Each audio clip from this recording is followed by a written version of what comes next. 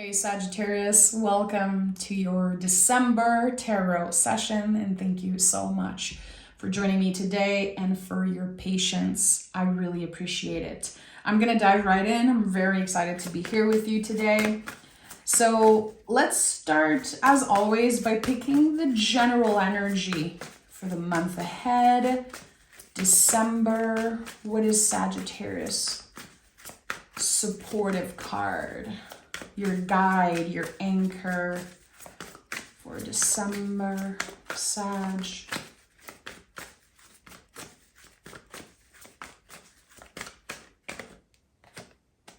And we have the Hermit, my friend. The Hermit has been coming up so much recently. I feel like there's this collective healing that's happening. We kind of been forced into healing, so it's a very weird energy. It's a little uncomfortable because there's so much happening around the world, and a lot of us are feeling a little bit lost around this. Like, what can I do? How can I take care of myself? How can I tend to what is present and not let my mind time travel and obsess over, okay, what's going to happen in 6 months? How can I, let go of control in this moment because there's so much that's happening.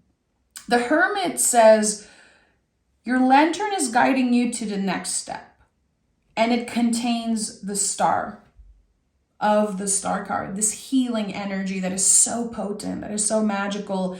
It's an energy of hope, really. So the Hermit is saying, okay, look around. There's something right here in front of you that requires your attention, Sagittarius. And it might not be as obvious as it usually is. I feel like Sagittarius, you are incredibly intuitive. So you guys know. You know when something works. You can feel it inside you when the inner fire is activated. But here, there is something that is already present in your day-to-day. It could be a practice, something that you started investing time in kind of recently. And it is a key. It is the answer to something way bigger.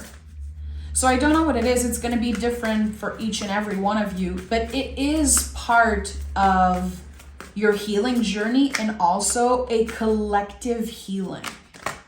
Okay, there's so many cards that fell out. 3 of Pentacles, Tower. Interesting. I want to shuffle more because I want one card.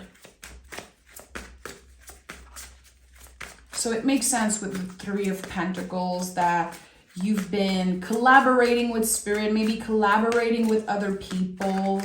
And with the Tower, it's a divine intervention of some sort. There's something that found you, or you found it. Yeah, and it's been very consistent. And it's not like you've been forced into trying something. You felt the call, and it started transforming parts of you. Is it a tarot practice? Is it journaling, meditation, stretching? It could even be noticing something that you did not like about yourself or about the way you were showing up for yourself and others, and then just adjusting. Noticing, adjusting. You were flexible and adaptable. But here we have 2 Virgo energy. So it's something that started with your mind as an idea, and then it became something that you could kind of check off your list. I want to do this every day. I understand that if I'm consistent, there's going to be improvement here. So that's very interesting. You already started transforming through your consistency. We have the 2 of Wands and the Page of Pentacles. So the 2 of Wands is about not knowing. We don't know where we're going. We're not necessarily, quote unquote, ready to take action or to get to the next level of something, but we're still curious. And with the Page of Pentacles, this curiosity is going to pay off big time. Keep asking questions. Keep learning about a subject. Keep, remain adaptable and flexible and try new things.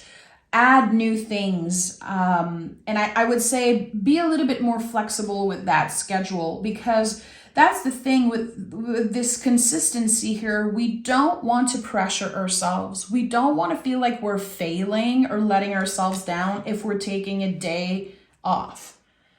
It's not about that. This is something that's for your greater good. And again, I'm really seeing it and feeling it as a key. The Page of Pentacles invites us to simplify also. It's not supposed to be complicated. It's supposed to be easy for you. And I think it's going to become easier and easier. So right now, you're still in the period of planting seeds around something.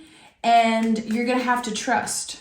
You're going to have to trust that eventually those seeds will grow. But when it comes to the timing of things, we don't know. We don't know, because the Hermit, again, is focusing on the present moment.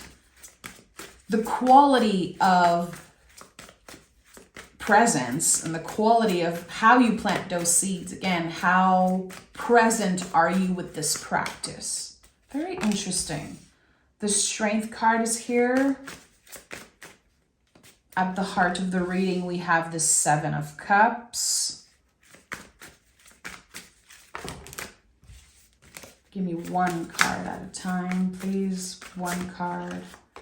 And the Seven of Wands. Interesting. So we have 7, 7, 8, 8. Okay. So let's start with the Strength card, because this is our card for 2024. So at the end of the year, our yearly card is going to be showing up a lot, because we're going to be asking ourselves, like, how did I change in 2024? What are the lessons that I learned? And this year was all about reclaiming our inner fire, to reclaim our light. And what it means to me, and the way that it showed up in my own life, was to get in touch with the part of myself that existed before my biggest trauma, before my biggest heartbreak, like to reconnect with my inner child, this version of me, which for me personally, it's 7 years old. 7 years old, it was this version of me that I connected with this year on a very intense level. It's this joyful, very innocent time in my life where I did not experience trauma yet. I was so connected to my magic. So I invite you, Sagittarius, to think about that. What is this version of you, like where in the timeline is that version of you that is so joyful, that is so connected to their inner magic, that is hopeful? Really, there's something about hope here, because you got a taste of that this year, and I think the job is definitely not done. With the Seven of Cups and the Seven of Wands, 7, 7 is an angel number that reminds us that we have to be careful when we look outside of ourselves for answers and validation. You are showing up here as the Hermit, the Page of Pentacles, a student and a teacher. And there's a student in every good teacher. And also, we know that student can teach us so much. Kids can teach us so much. So it's this constant coming back. It's this constant, like, coming back home to yourself and remembering that you are your own wise teacher, that you have the answers within you. So I feel like whatever you've been practicing, whatever you're interested here to kind of begin or to get invested in more, it's going to be essential that you look within. that you don't give your power away by obsessing over another person's word, another person's teaching. I feel like the line can be very thin when it comes to giving your power away. With the Seven of Cups, there's an illusion here. I want to be very careful, but I'm going to be very, very upfront with what I'm sensing. I think that there's been emotional manipulation here, and it's something that I think you've been carrying with you for a very long time. There could be this caretaker, maybe a parent. Maybe you realize this year in what ways you've been emotionally manipulated by someone, and that could be very hard to carry because there's an illusion here. The way I'm getting it is you had to, I'm here at fake it, but it's not the way I want to say it. Maybe you felt like you had to fake it with a family member. It could be, again, a caretaker. I think that this is a very, very old story that you have with someone that was in a position of authority. And there's this inner battle going on. Do I want to have this person in my life? Do they deserve my time, my energy? With the Seven of Wands, you could feel like you're always fighting. You're either fighting with yourself or you feel like you will always be fighting with this person. And the thing with, when we're constantly fighting with someone, there's kind of two options here. You're either fighting for something or someone is trying to hurt the other person by constantly going back to old memories and, again, entertaining that fight. And I think, Sagittarius, you are fighting for something. And that could definitely be connected to what you've been reclaiming, the answers that you've been getting about your inner child, your inner teenager. I've been fighting for my inner child. I've been fighting with this person because my inner child, my inner teenager is pissed. There's anger here and there's a lot of confusion. And I think that it's not that you're necessarily going to fight face to face with that person, but I think that there's a lot of old stories coming up because you are in a time of clearing and transformation. So what's happening here is that all the lessons that you learn in 2024, there's this kind of last call. It's coming up to the surface, you acknowledge it, you digest it, and then you're ready to let go. You're ready to make an important decision. Again, do I want this person in my life, or am I ready to let go, to say goodbye forever? So I think that you definitely are invited to show yourself compassion here because this is a very confusing time. But at the same time, a part of you knows. And I think this part is your inner child. And yeah, look at that. The Fool is here, Four of Cups, and the cards flew everywhere. So yeah, I think I tapped into something, and maybe there's, again, this inner battle going on within you. There could be also the pressure from other people. Like, you need to take this cup. This person is a family member. This person is supposed to be in your life. Or, this could be about a partnership, a collaboration. There's this, it's like this voice or this energy that is pressuring you to be in a relationship that you don't want to be in anymore. I know it sounds so specific, but this is what's coming up. Four of Cups is saying no. It's embodying your emotional boundaries. And that's the thing with boundaries. Other people don't have to respect them. And that is the naked truth, baby. It is not an easy thing to digest and to accept. Boundaries are for you. So for example, if you tell this family member, don't call me before 9 a.m. and they keep calling you and you keep answering, you're the problem, my friend, not them. Your job is to honor the boundary. And here again, with what I felt with the Seven of Cups, there's been manipulation. There's been someone who benefited from you not honoring your boundaries. I'm sorry for the noise, by the way. There's a lot of snow today here where I live. So you're going to be tested in the month of December. It's like this final test. It's going to be right in your face, and you're probably going to be very flexible with your boundaries, and you might regret it instantly. But what happens here is that it gives you the answer.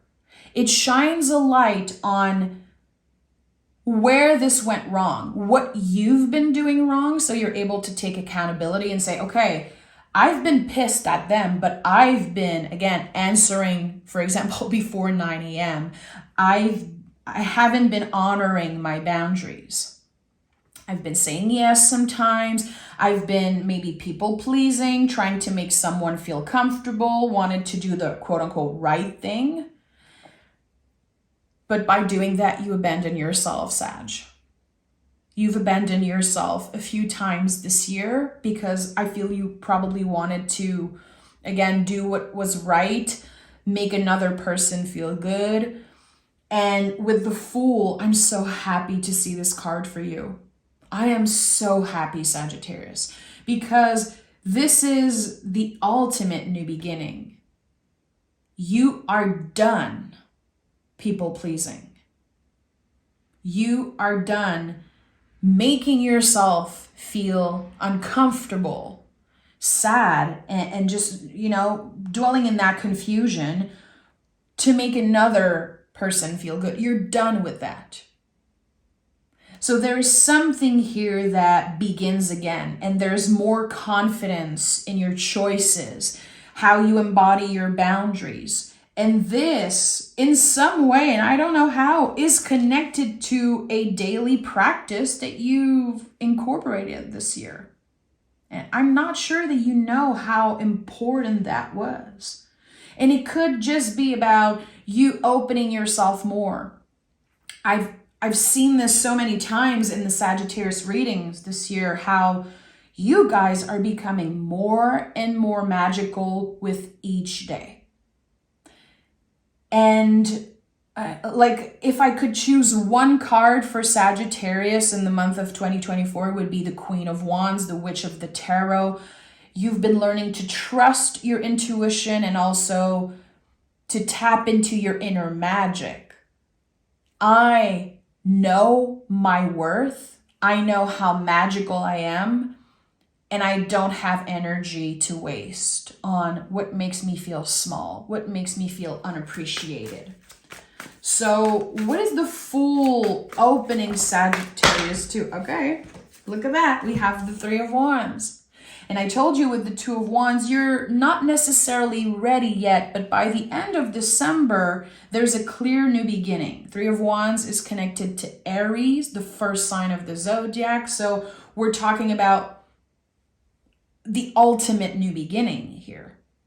And I've always said in my practice, I believe the Three of Wands is the leap of faith, not the Fool. Because if we could press play on the Fool, we have no idea what the Fool would do. Would he jump, turn around? Would he pet the dog? Would he fly? Who knows? How do you know this is a leap of faith? It's the Three of Wands.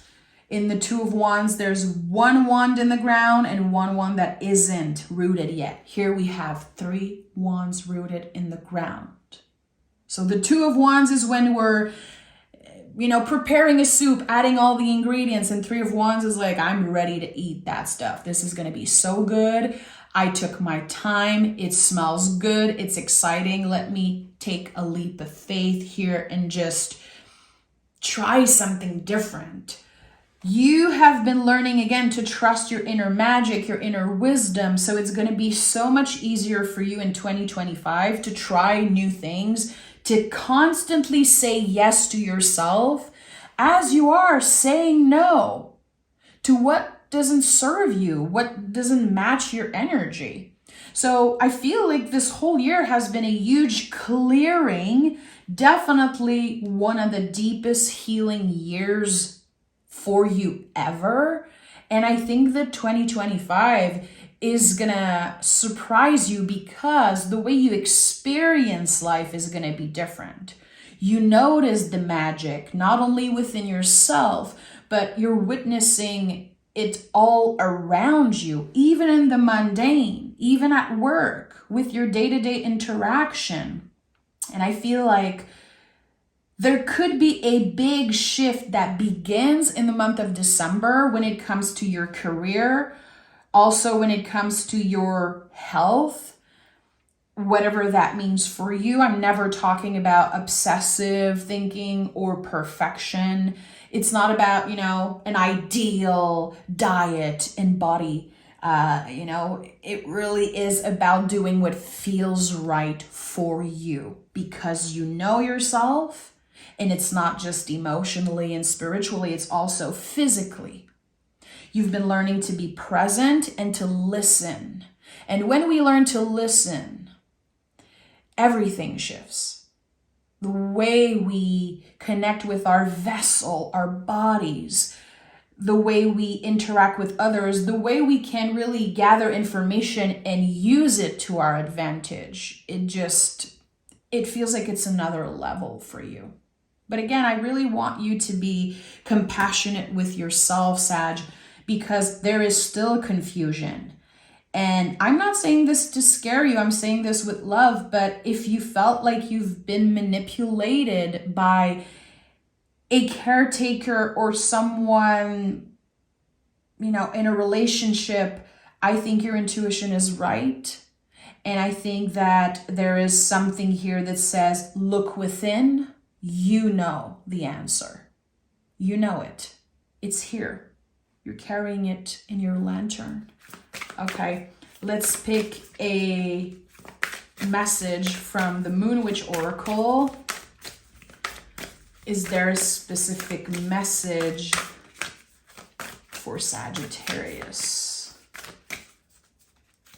And I'm hearing the song, Que Sera, Sera, and I don't think I can sing it. I'm probably going to be demonetized, but you could be hearing the song today or in the next few days.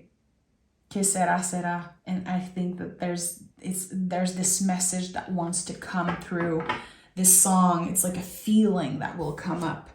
And we have Diana, be one with nature. I'm going to read the booklet here. I love Diana is the goddess of hunting and so many other things. Okay.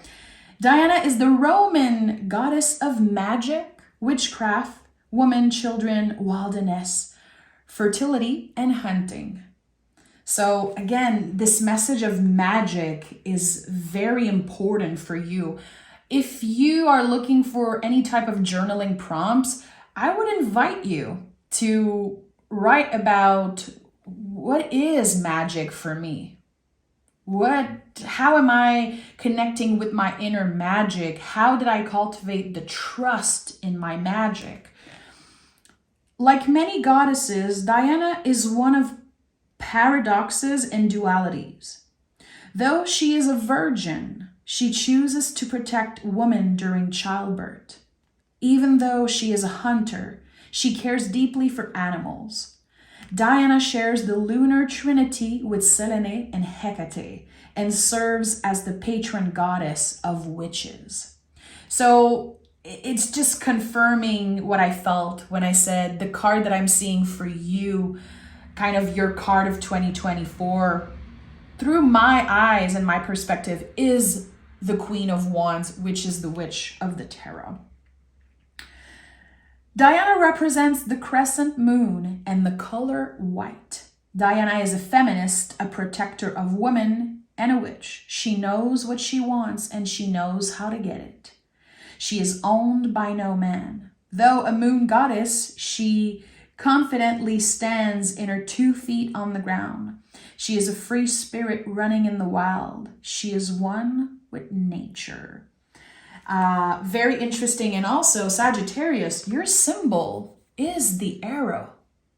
So how do you want to direct your magic? This is my question. How do you want to redirect or direct for the first time your energy? What do you want for 2025? Is there this one specific thing that you really want to invest your energy in? And again, I feel like the more you say no to what doesn't serve you, the more what is meant for you will be pulled in your life. So if you've been wanting to work with a goddess, I think that Diana is the one you should be researching and collaborating with.